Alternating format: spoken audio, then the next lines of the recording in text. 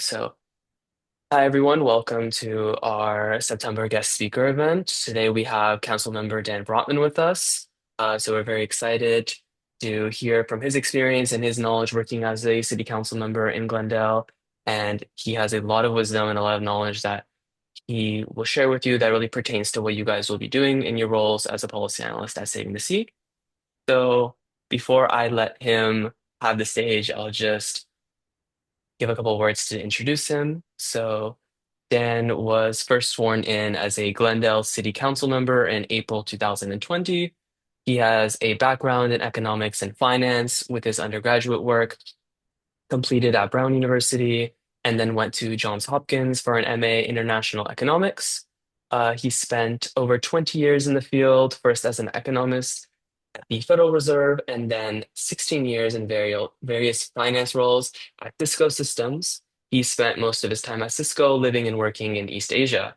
Dan moved to Glendale, which he'll be talking about, in 2015 to teach economics at Glendale College. In addition to his work in academia and public service, he is involved in several community organizations. He co-founded the Glendale Environmental Coalition and was chair of the SoCal 350 Climate Action Legislative Committee.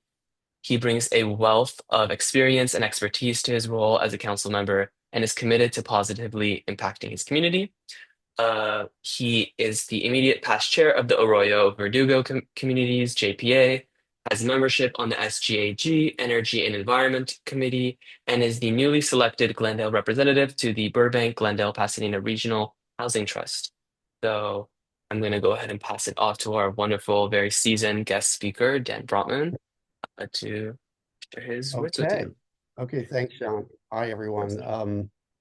That description sounds like I wonder who this guy is.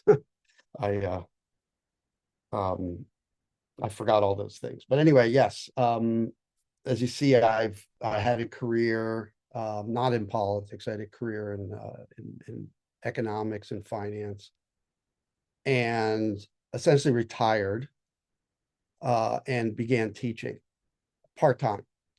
And then moved to Glendale. And maybe I'll pause for a second and tell you a little bit about Glendale before I tell you the rest of my story. But Glendale, for those of you who are not in the region, Glendale is a city of about 200,000 people. We are anywhere from 15 to 30 minutes away from downtown Los Angeles, depending on traffic. So we're basically a satellite city of Los Angeles. If we were in any other state, we'd be a fairly decent sized city, but because we're there attached to Los Angeles, we tend to think of ourselves as a smaller, medium sized city. Um, but anyway, we are what's called a full service city, meaning we have our own police, our own fire, our own public utility, which is an important one. That means we produce our own electricity and distribute that to our residents. And we also distribute water to our residents. We don't produce the water. Well, some of it we get from our aquifer, but most of it we import. But we are a water utility as well. We don't supply gas. Gas comes from the gas company, the Southern California um, gas company. So that's Glendale. There's a lot more I could tell you, obviously, about Glendale, but I'll leave it there. And the rest of my story is that I was, as I said, semi-retired, teaching part-time, new to Glendale. And, I just moved here. I was living overseas for many, many years, raised my kids in Asia, moved back and settled here for complicated reasons. But I was here, it was a new community for me. Um, I've always been concerned about climate, and I felt this was after the 2016 election, where we had a president that we elected who was hostile to climate and environmental um, concerns. And I felt I needed to use my whatever skills I had to see what I could do at the local level, because it was clear that nothing was going to happen at the federal level. So, I started getting involved in different environmental groups, and eventually discovered that there was a project going on in my, newly adopted home in Glendale, a project to build a new gas power plant to generate electricity. And I started studying what the plans were. I started shopping it around to people I knew in the environmental community to give me more insight, because I wasn't at that point an expert in energy. I've since become much more knowledgeable. I wouldn't call myself an expert, but at the time I really didn't know a lot about um, energy systems. So I got some input. And eventually I started an organization called the Glendale Environmental Coalition with the intention of basically putting pressure on the city to scrap its plans and redesign the project. I mean, the project was necessary for a lot of reasons. We had an old gas plant that needed to be replaced, so we had to do something. The question was, are we going to do something that's fossil fuel based, or are we going to do something that leans more heavily on solar and other renewable energies and battery storage? And so that's kind of how I got into climate and environmental action, through that group. And I mean, it's a long story of all the work we did, both kind of inside working with decision makers, and bringing in experts to convince decision makers that there was a better path, as well as outside, organizing the community, holding rallies, getting letter writing campaigns going, and putting pressure from the outside on our electeds.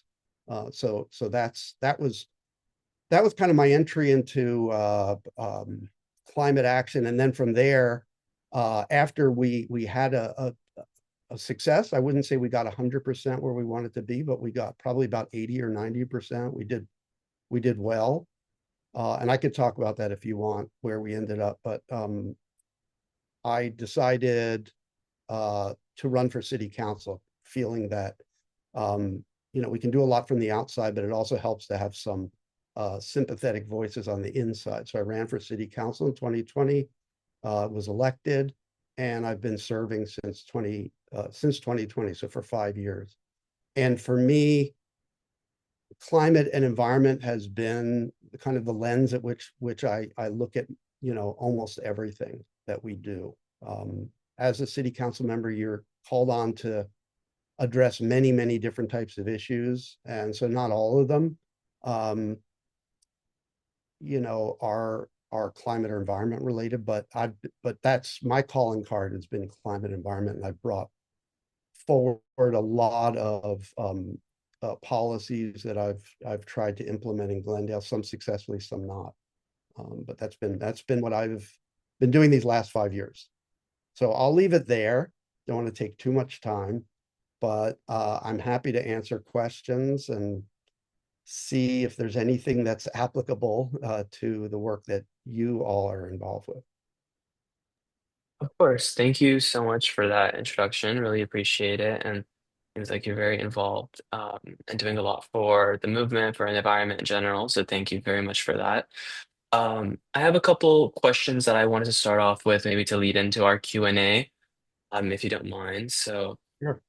the first one, you kind of touched on this, but so you transitioned from a background of economics and finance into local government and now community activism. So I just wanted to ask, what really was it motivated that transition? And what is it that keeps that motivation persisting for you to remain in city council and remain a community activist? Well, I mean, I've over the years became more and more concerned about what we're doing to the climate, and was doing a lot of reading on what was happening and why and what the potential consequences were, and just became really concerned. I have two daughters. One is 34, and the younger one is almost 30. But this was, years ago, and both of my daughters were telling me that they did not plan to have children because they felt the future was too uncertain. And I wouldn't say that was it by itself, but that kind of added some poignancy to my own concerns, feeling like, this is what I'm hearing from the young people that are closest to me, and I have skills, and hold on a second, and I have time, and I should be applying them. I should be giving back. And so that was really what it is. Interestingly, my older daughter has now changed her mind and she is planning to have a child. She just recently got married. I don't think it's my doing, but I still feel that this is a theme that I hear a lot from young people, and that is really a big part of my motivation. Wonderful. That's great to hear. And I'm uh, because there's individuals like you and like that are in our government today that have that actual motivation to be there for to drive positive change. I have one more question before I pass it off to our analysts and everyone else here, so they can ask their questions. But many of our policy analysts at City Agency are focused on legislative drafting and advocacy. So, from your perspective as someone in City Council, what makes a policy proposal resonate with city councils and actually move forward?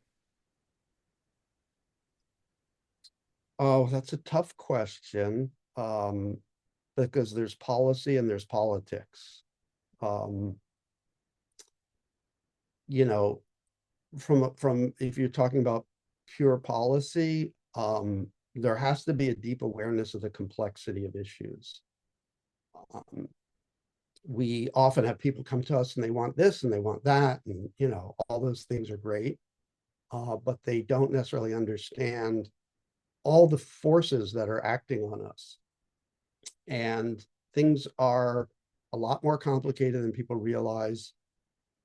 Um, we have fewer tools than people realize, and lots of trade-offs that we have to make. Not the least of which is financial uh, trade-offs.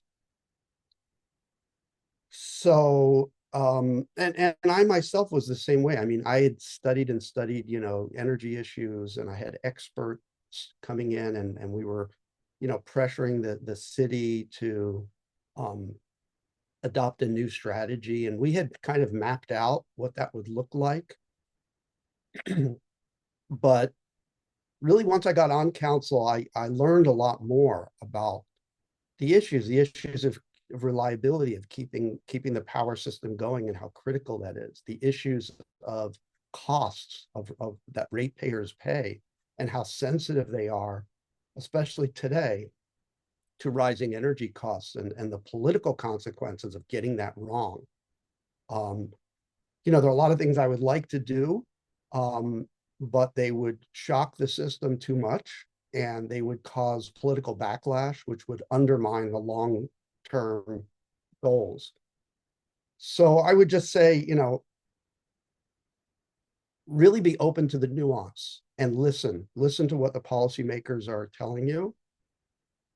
Don't just accept everything they're saying, but try to understand the various pressures that they're under.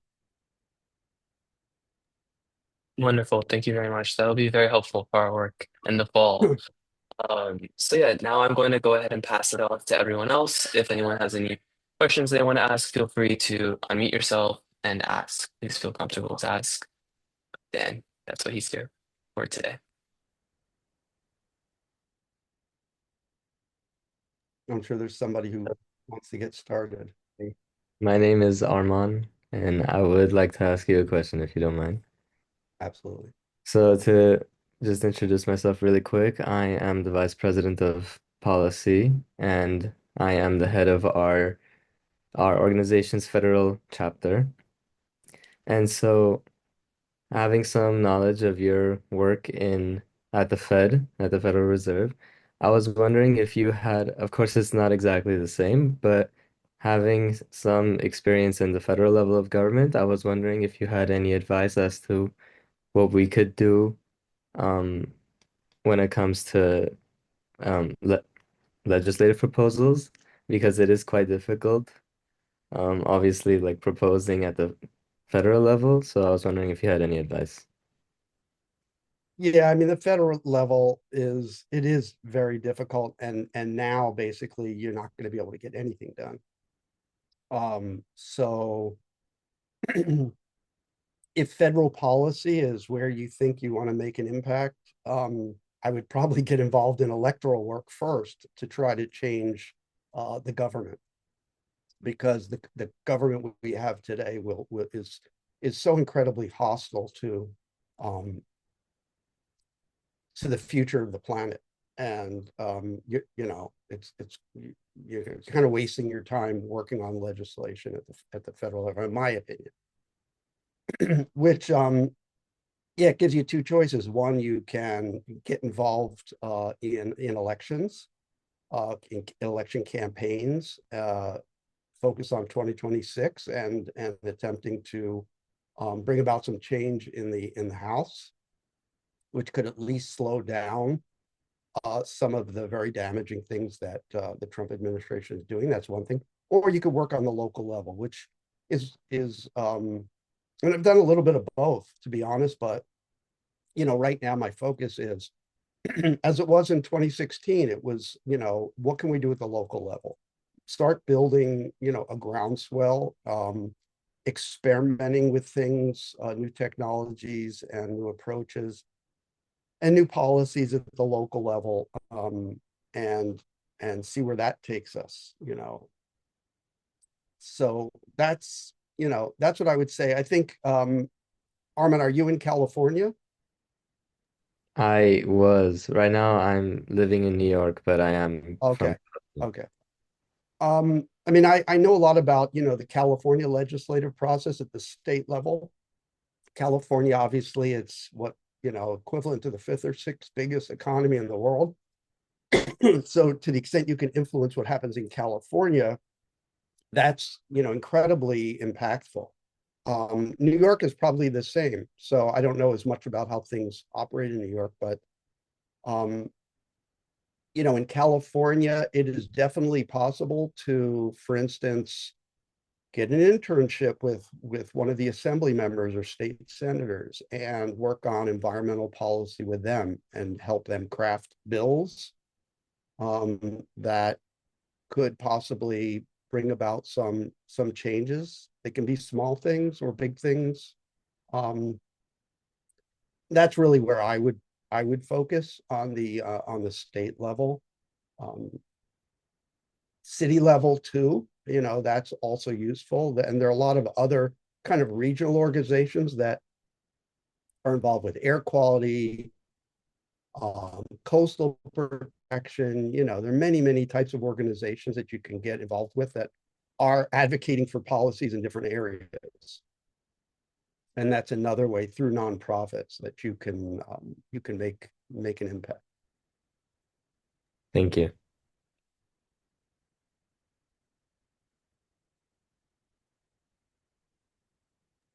Oh yeah, my name is Natalina. I'm actually the local policy team I leader. can't hear you that well, Oh, I'm so Natalie. sorry. Can you Maybe you could turn up your better now? volume, or Oh yeah, I feel like my laptop it kind of gets iffy with the sound system, but is it better now? a little hard to hear.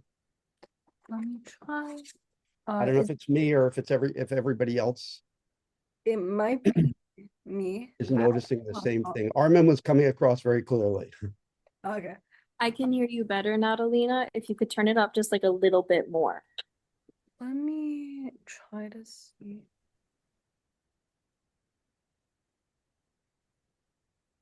Is that better? Yeah, I think so. Okay, awesome. Good.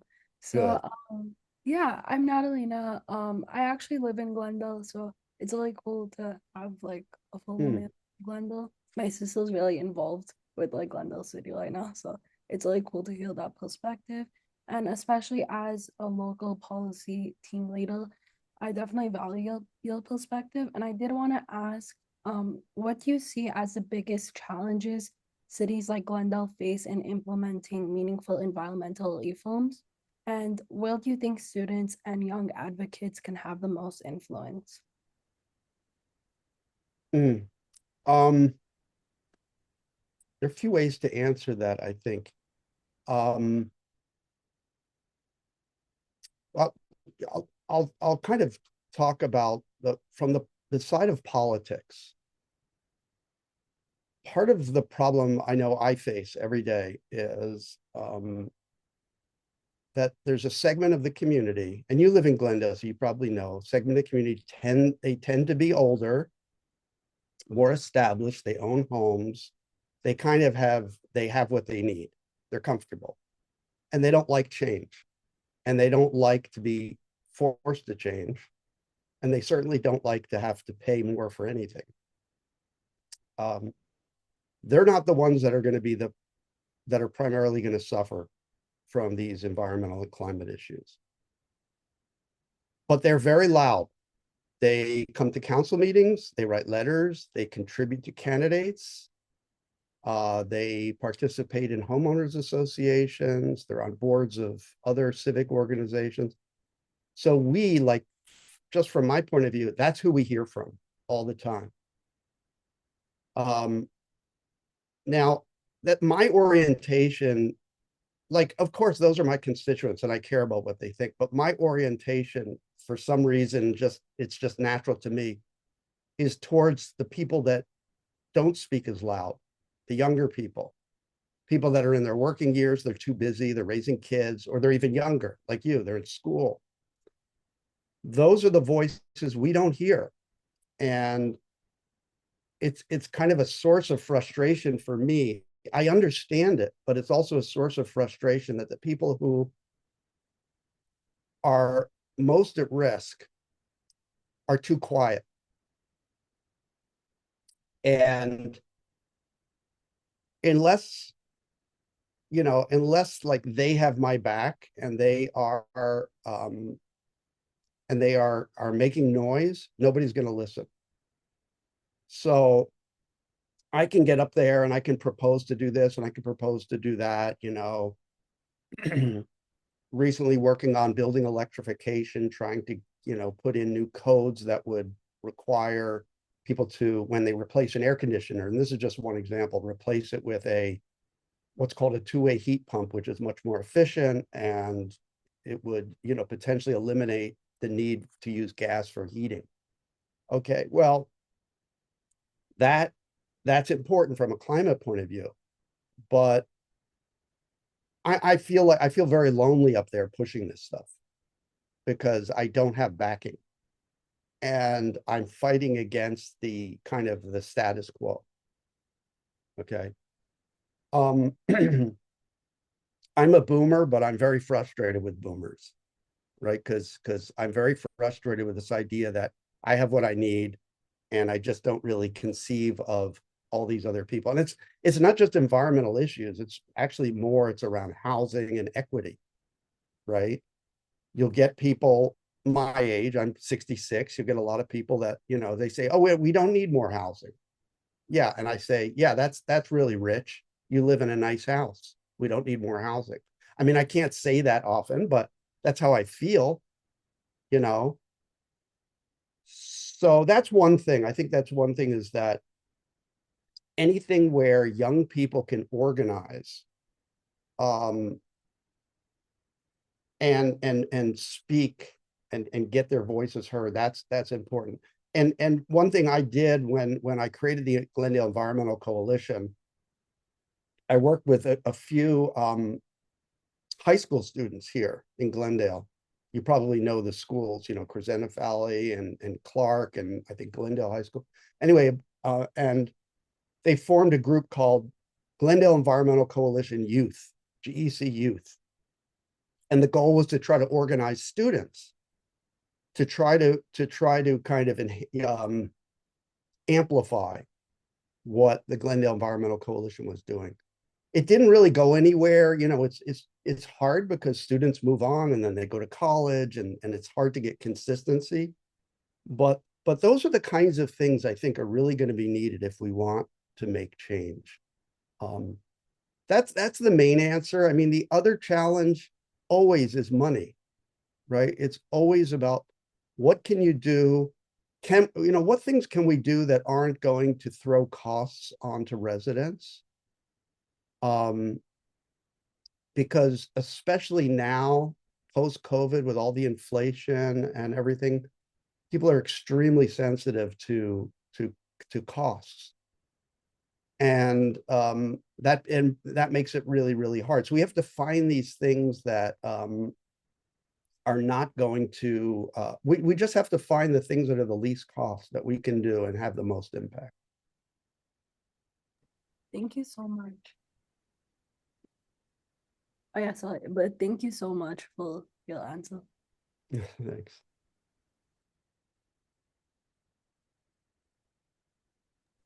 Hi, my name is Oh, Katrin. Oh, sorry. tell Wait, you. yeah, wait, you can go first, actually. Um, yeah, so I was curious about your background in economics and finance as it relates to climate and policy. So oftentimes when people talk about new policy regarding climate, the counter push is oftentimes economic implications, just like the economic counter push. For instance, like taxes on oil or like government subsidies on renewable energy.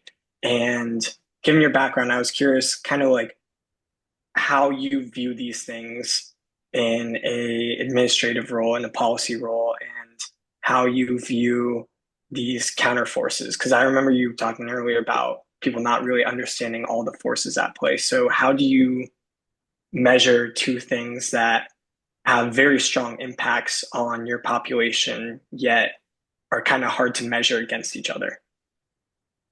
Yeah, it's really a hard thing. I mean, not doing anything on climate is going to be a lot more expensive than doing something on climate, as we see from all the disasters we're facing. We know that. That's the big picture.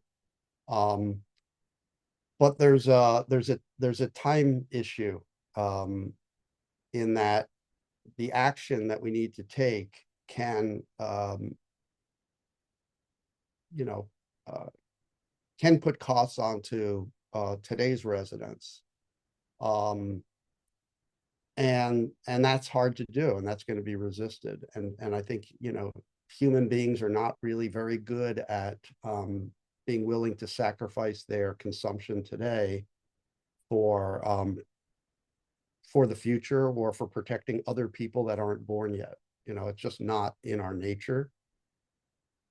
So that's what I was saying before. We need to find the least cost policies.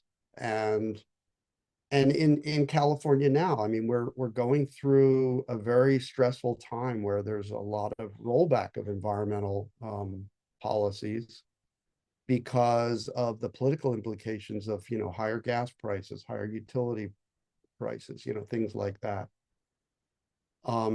It's very difficult. So I mean, again, it's all about politics. It's about the people that are going to be most impacted, making sure their voices are heard. That's really it. And for the costs, I mean, the costs are going to have to be borne by the people that have money today, which are the, older, more, wealthier, more established segment of the population. They're the ones, and I admit it, it's my generation, the ones that have caused most of the damage and have benefited most from cheap energy and from this throwaway society that we live in. So we're the ones that really should be paying the cost. Just like on the global level, it's the developed countries that should be paying the cost that are being borne, disproportionately by the least developed countries. It's the same issue. Politically very, very hard to do. So yeah, I think when I was working on the project for the power plant here in Glendale, I felt we were in a good position because we were able to show that we can do things that are cleaner without adding cost. So, um, and a lot of that had to do with, declining costs of solar and battery storage and the way battery storage works. And so we were able to, if we had come and said, we want to do a clean energy solution and it's going to cost twice as much or 3 times as much, we would not have had a prayer. And in fact, the first time I wrote an op-ed in our local newspaper, which kind of started the ball rolling. And I wrote it from a financial point of view. I wrote it as somebody with an economics and finance background, arguing that our original proposal was excessively costly and would lead to stranded assets and other unintended financial consequences, and that an alternative system would be more cost effective. That was a really important part of how I was able to gain traction with that argument and with those changes, because we could show that it was going to be around the same cost or cheaper, and would be a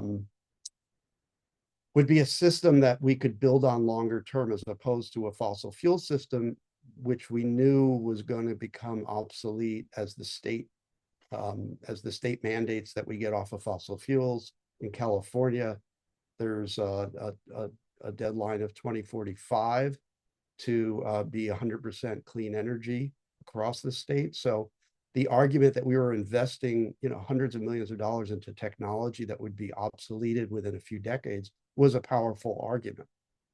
So that's it. I think, and I mentioned before building electrification and the work on heat pumps.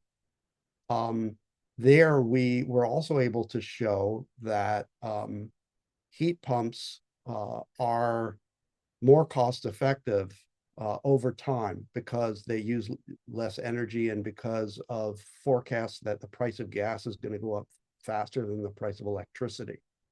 So we had a very strong case that, there's a financial rationale behind doing this. Again, if that hadn't been there, if we were saying, all this stuff is going to be twice as expensive, there's no way in hell we would have gotten anywhere. So we have to find those areas where we can drive significant change without adding a lot of cost. And that's just the moment that we're in right now.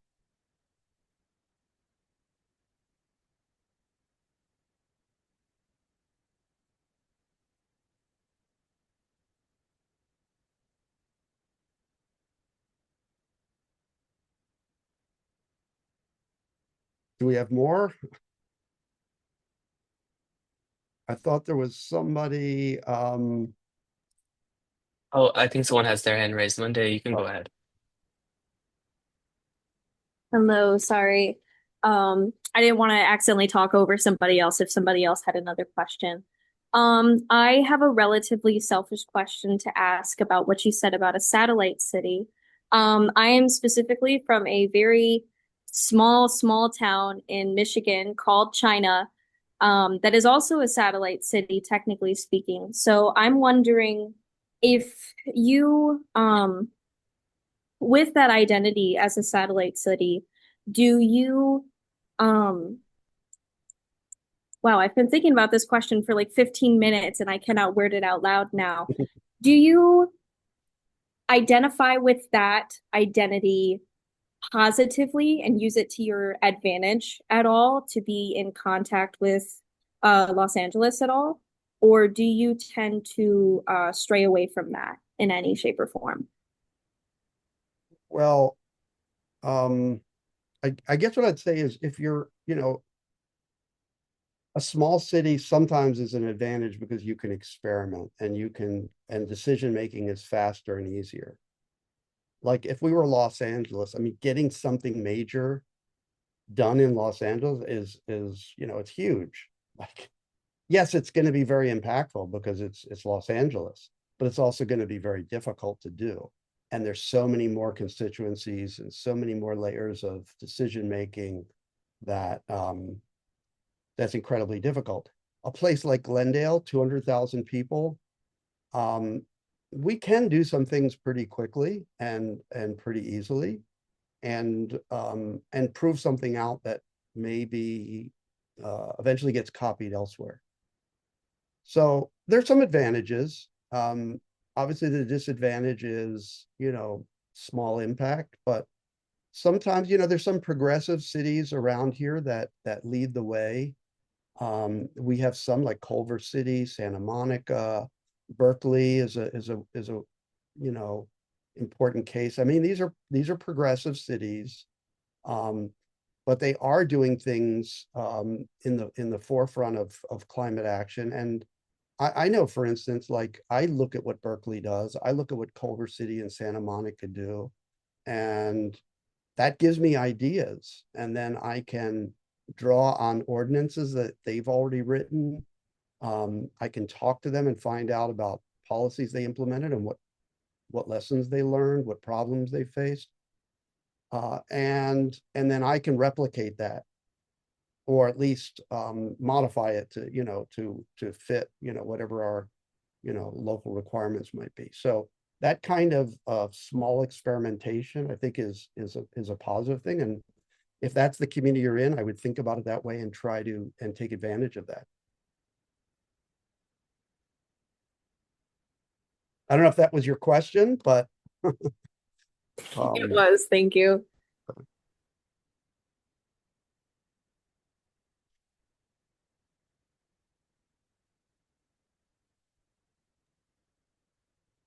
who else did we have? Yeah, do we have anyone with questions? I know Julie, she had a question, but she got kicked out, so she's on her way back. But in the meantime, does Oh, anyone have any questions to ask Dan? Please unmute yourself and go ahead. I have another one. To what extent would you say people are malleable on these types of issues? Can people's opinions change on climate, or is it kind of steadfast given the political state of things today? That's what I mean. Opinions have changed on climate.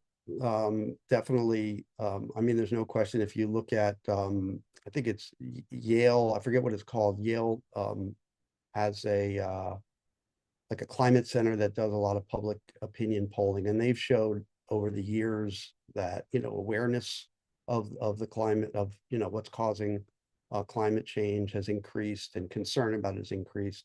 So opinions are changing. And I mean, you'll hear on the right of the political spectrum, fewer and fewer people are denying that climate change exists. They used to. There's the famous case of the senator who came into to the Senate carrying a snowball from Oklahoma, saying, "Well, there's a snowball in Oklahoma, so there can't be climate change." I mean, you don't see that kind of foolishness anymore. It's morphed into, yes, the climate is changing, but, we can't do anything about it, or, something like that, or whatever we do doesn't matter because if China and India don't do their part, then it doesn't matter. So people are changing their argument, but you can see there has been a change in awareness and in opinion. So yes, at the same time, the polling we've done here locally, and so I can, I don't know if this is true nationwide, but it probably is that when it comes to actually taking action on climate, it's low down on the order of things that are important to people. So they'll say it's important, they'll say, we're concerned about it. But if you say, will you pay more for clean energy than dirty energy? Well, not really, or not much more. And so I don't think you're going to get people. I mean, maybe I'm cynical, but I don't think you're going to get anytime soon a political environment where people are willing to actually make significant sacrifices by reducing their consumption or changing their patterns of living to address climate. I don't think that's going to happen. So, an approach that I've been taking lately is focusing on climate adaptation because adaptation is something that everybody understands. Everybody understands it's getting hotter, and we're going to need to do something. We're going to need to have more tree cover. We're going to need to deal with the fire threats that we're facing. We're going to need to deal with uh, more vulnerable water supplies and things like that. So if you can use adaptation as your leverage point, as your narrative, you can find those things that combine adaptation and what we call mitigation, reducing carbon emissions, right? If you can find that sweet spot of things that do both of those two things, or things that address climate, but also address other concerns like air quality or health, or safety, fire safety, those are going to be more salient. So tree canopy, very popular. Everybody's willing to spend money to put in more trees and increase our tree canopy. So that's great. Getting gas out of buildings. Well, now people are realizing more and more that there's an issue with indoor air quality, that the combusting gas in your house is releasing nitrous oxides, and that has serious health effects. So, I talk more about the health effects than reducing carbon emissions. I mean, people just don't care that much because it's so abstract. It's so diffuse. What we do here is just a drop in the bucket. It's not going to make a difference unless everybody's doing it. You've got what we call the tragedy of the commons issue, if you're familiar with that concept in economic, tragedy of the commons, where if it takes everybody doing it together for something to work, but if one person cheats and doesn't do the work, then they're going to benefit. So it's just very, very hard. So you have to change the way you approach these issues. Again, adaptation, health, safety, things like that.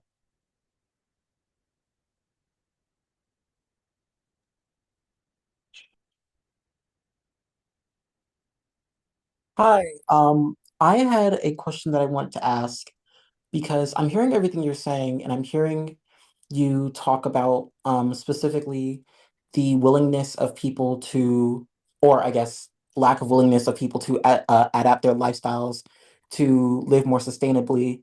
Um, my question would be, how do you think people should approach getting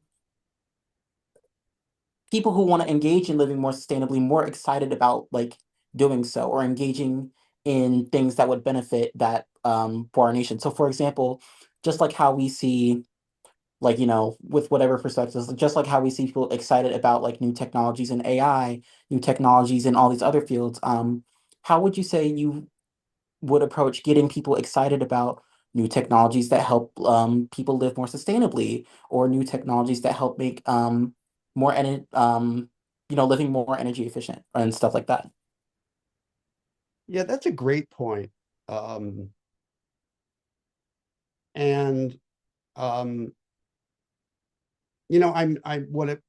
what it makes me think about, there are probably other examples, but what it makes me think about in particular is around the question of housing and transportation. So we know that a big part of climate emissions, at least in California, are from commuters, usually solo drivers commuting to and from work. So across the state, there are efforts to try to bring housing closer to where the jobs are, which means increasing housing density in the coastal cities. I mean, that's just California's issue, and other states probably have similar things. So, and in addition to bringing people closer to their jobs, we want to bring them closer to amenities so that they can get to the things that they need every day, groceries, and shops, restaurants, church, yoga studio, whatever it is they do, their doctor. We want those things to be closer to where they are so that they can get to them outside of the use of a car, by transit, by bike, walking. So that is a major part of what we need to do for climate action. It's probably the single most important thing we can do. Also one of the most difficult things, because it involves a complete change in our urban fabric, our urban design, and moving away from this vehicle dependency to a more balanced kind of set of transportation modes. Now, I mention that because I think that world where we access more of what we need right near us in our local community, I think that's a better world. That's a world I want to live in. I want to be able to walk somewhere and bump into my neighbors and talk to them. And I think it breaks down barriers, as opposed to, living from house to garage to work to garage to house, where you never really rub shoulders with anybody. It's a very isolating type of lifestyle.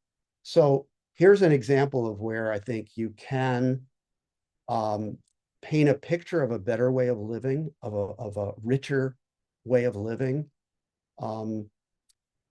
that I believe at least people of a certain age group, generally younger people that are maybe less embedded in their ways, will respond to. And I think they are responding to it. And you're seeing in many places, you're seeing changes like this happening. You're seeing, just for instance, good bicycle networks being built. I know, for instance, the city of Davis, California, which is a real college town near Sacramento, one of the biking capitals of the country, right?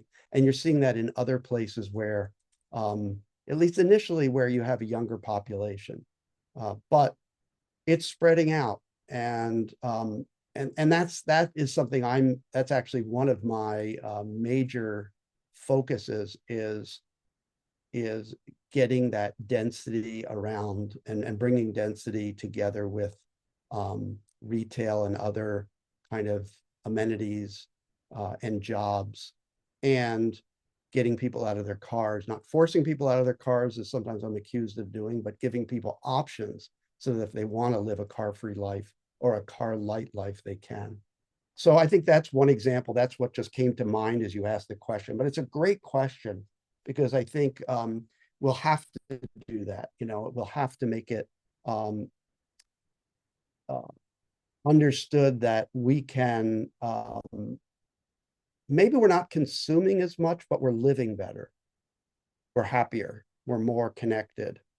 And I think, among young people, there and everybody, but I think particularly young people, there's this, growing sense of isolation. And I think we need to break that down and create more community, and creating community and addressing climate really can be tied together. So I hope that that's at least one approach to answering your question. Absolutely. Thank you so much.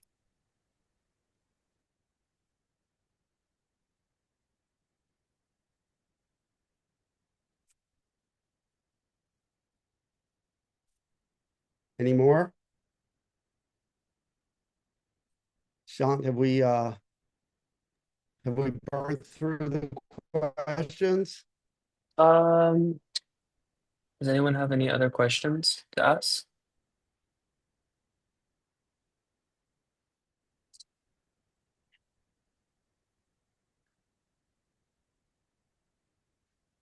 Okay, so it seems like that said, we've run close to our hour. So if anyone has any other questions that they might think of, Dan, would you be okay with me sharing your contact information, your email with them? Sure. Let me give you my city email, because I think we've been corresponding on my Gmail. Hmm. My Yeah, city email is dbrotman at glendaleca.gov. perfect. Thank you so much. I will send this up. Yeah. Uh, And let me ask how, I heard, I think it was Natalina, right? You said you're in Glendale? Yeah. I do live in Glendale. I've been like Okay. elected. Yeah, if anybody else is either in Glendale or local and wants to find ways to get involved in organizations or wants more direction, I'm happy to do that. I mean, I know, obviously I know a lot about Glendale, but I also know people around, and sometimes can, direct someone to organizations that I think are doing great work. For instance, if you live in California, there's a great organization. This is just one of many, called Climate Action California, CAC, Climate Action California. They're based in Berkeley, but or maybe it's Oakland, but I mean, they work statewide. Their focus is, it's very interesting. They track legislation that's going through the state assembly and state senate. So they're very focused just on, it's California, not federal, and it's not state, it's not local, it's not city, it's state level. And they organize around either supporting good legislation or defeating bad legislation. So they, are a pretty sophisticated group. There are a lot of experts. They'll go to Sacramento, they'll speak at hearings, they will meet with their assembly members and legislators, lobby them, put pressure, things like that. Also, more and more, they've been finding legislators who are willing to carry bills so they can help design something and get one of the representatives to actually carry the bill and see it through. My friend who started the organization was very successful. It took years, but was very successful in getting a bill through to require more disclosure of climate impacts from financial institutions and corporations. So that's like a really cool group if you're into legislative work, because that's what they do. Now, that's just one example. Somebody may say, I'm really interested in water issues. I'm interested in coastal issues, and whatever it may be. And I possibly know a group that's working on those issues that maybe would take in somebody as an intern, or something like that to work with them. Okay, so I'll just put that out there. If you're from New York or you're from Michigan, I don't know, I can't help as much because I don't know those people. Wonderful. Thank you so much. And I'll share your email, so if they would like to connect with that, they can contact you. So yeah, thank you again, Dan, for taking the time to join us today and share your insights, your experience in economics and community organizing and in public service. I feel really gave us a new perspective on how local leadership can shape environmental change. Thank you for taking the time to respond to all of our questions thoughtfully and for encouraging the work that our policy analysts are about to do this year. So yeah, so your words will help guide us as we begin our projects this year, and we're grateful, really grateful for this opportunity to learn from you. Um, Hopefully, we'll hear from you again down the line if we have any more questions, or it'd be great to connect with you again. But thank you very much for attending tonight, and have a great rest of your day. And Yeah, thank you. you're welcome. And just, get involved, stay involved. Well, you're already involved, so stay involved and get politically active, because this is going to be a long-term fight. For sure. And also, Sure. don't get too discouraged when you fail, because there will be many failures for every one success. Definitely. Thank you. Thanks. Thank you. Yeah. Have a great rest of your day, everyone. I'm going to go ahead and end the meeting. Thank you all for attending.